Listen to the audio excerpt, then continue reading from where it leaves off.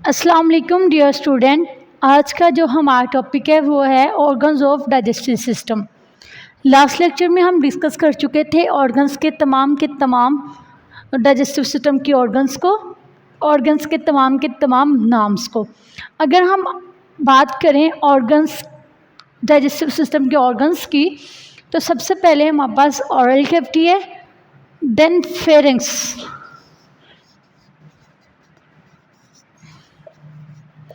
Pharynx के बाद oesophagus के बाद हमारे पास स्टमक के बाद small intestine, large intestine, pancreas, liver, ईचर। जैसे कि ये डायग्राम है हमारे पास, अगर मैं सिंपली वर्ड्स में आपको ऑर्गन्स के नाम बताऊं तो सबसे पहले ओरल कैविटी में हमारे पास माउथ आ जाता है। माउथ के बाद हमारे पास ये पार्ट जो नीचे नाली जाती है माउथ के, that will be pharynx.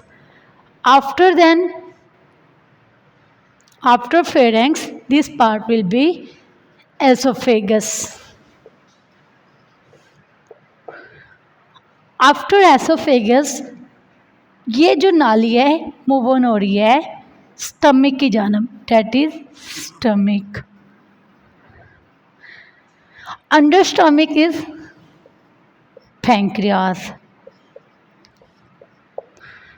and upper portion of stomach is liver and under liver is gallbladder.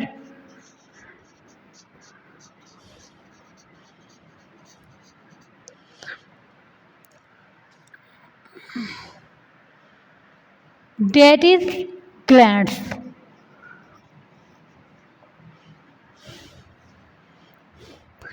And this one will be large intestine,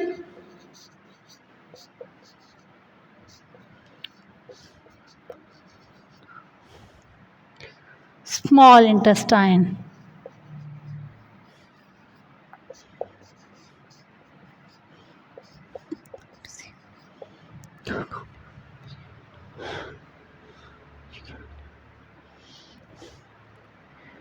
and this part will be rectum.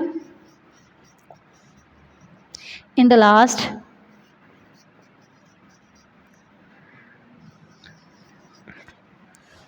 Anal canal. ये हैं हमारे पास digestive system के organs के name. ये हमारे पास mouth, जिसको oral cavity भी बोलते हैं।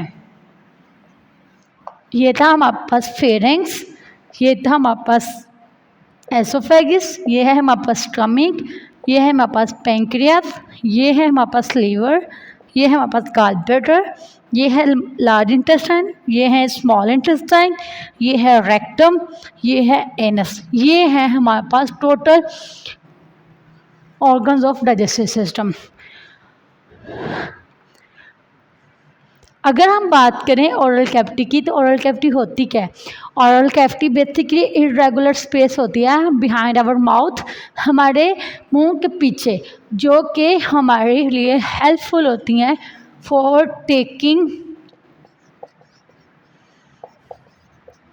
Any piece of food.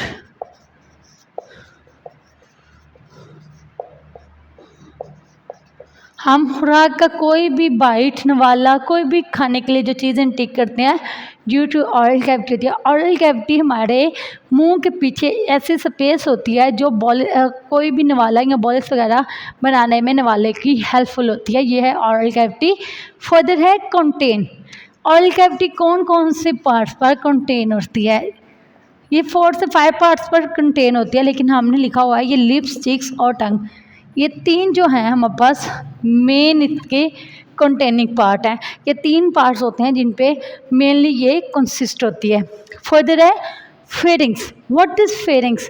Pharynx after oral cavity पाई जाती है। ओरल कैविटी के बाद ये वाली जगह हमारे पास फेरिंग्स है। ये ओरल कैविटी है, ये है फेरिंग्स। अब फेरिंग्स क्या होती है? फेरिंग्स जो होती है ह्यूमन बॉडी में 5 to 6 इंचज़ होती है लेंथ में, और इसको भी फर्दर डिवाइड किया गया है 3 मेन पार्ट्स में। ये जो लेरिंग्स है इसको फर्दर 3 पार्ट में डिवाइड किया गया है।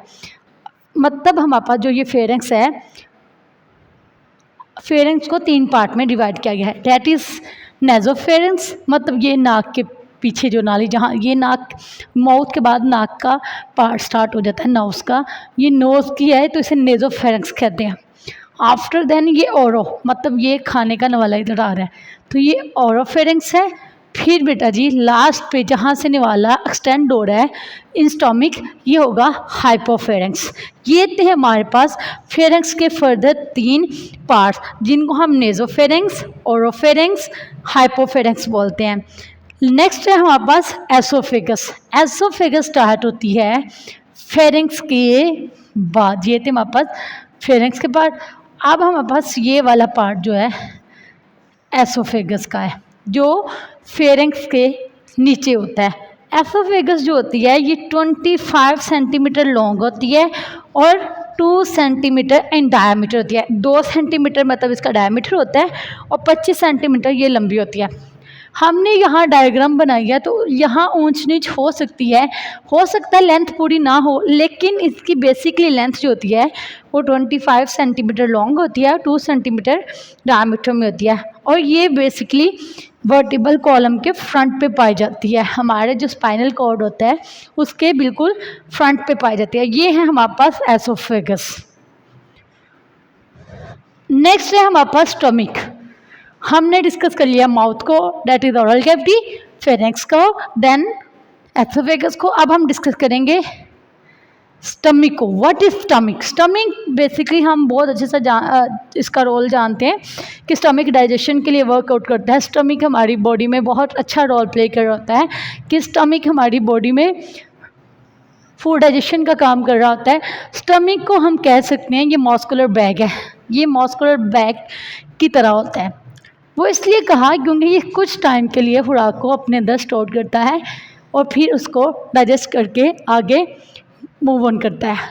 ये कनेक्ट होता है lower end of esophagus, esophagus के एंड के साथ, और बेटा जी below to the small intestine, और उधर से ये छोटी आंतें जो होती हैं या बड़ी आंत होती है, ये जो छोटी आंत होती है स्टमक की, ये उसके साथ अटैच होता है। तो so we can say that connects above to lower end of the esophagus and below to the small intestine of stomach।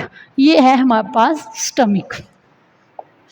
मैंने अलग से स्टमक की डायग्राम इसलिए बना दी, मे बी वहाँ कॉम्प्लिकेटेड हो गया हो, आपको समझ ना आ रही हो ठीक से। ये हमारे पास जो पार्ट है स्टमक का, that is esophagus and this one curve, ये जो कर्व है इसे कार्डिया बोलते हैं।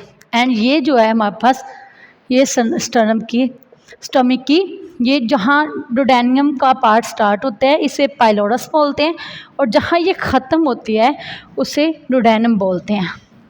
ये हमारे पास मस्कुलर बैग है या बॉडी ऑफ स्टमक कह सकते हैं, और ये हमारे पास अपर पार्ट है जो ये फंड्स ऑफ द स्टमक है। अब हम बात करेंगे सिंपली कि स्टमक की शेप कैसी होती है। स्टमक बेसिकली जे शेप का होता है, उसके बाद इसकी लेंथ 10 इंचज़ होती है। After stomach we discuss about small intestine and large intestine.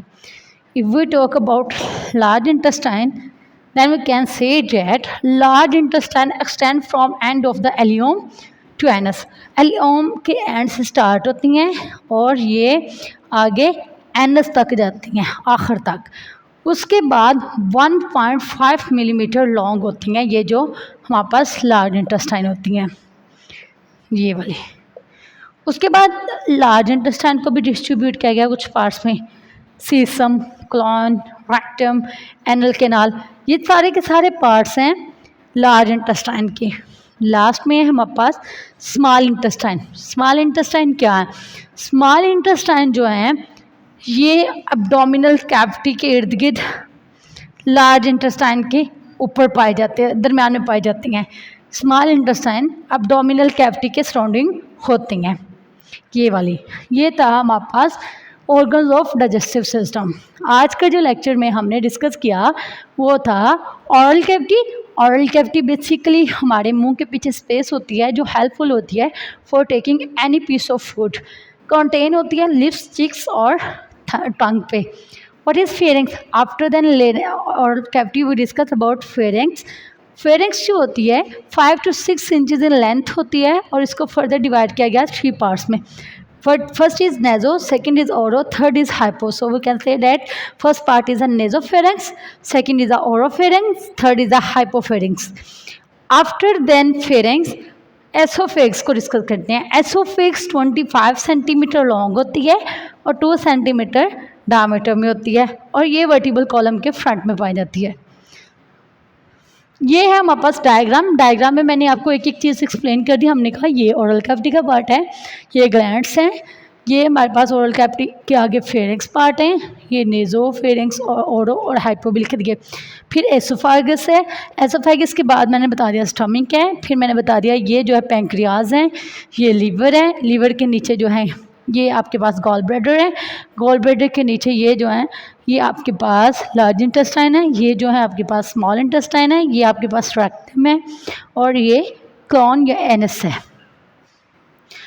उसके बाद हमने डिस्कस किया स्टमक को. स्टमक क्या है? स्टमक मस्कुलर बैग है, ये कनेक्ट होता है lower side of the esophagus and below to the small intestine. J shape होती है और 10 इंचज़ लेंथ में होता है.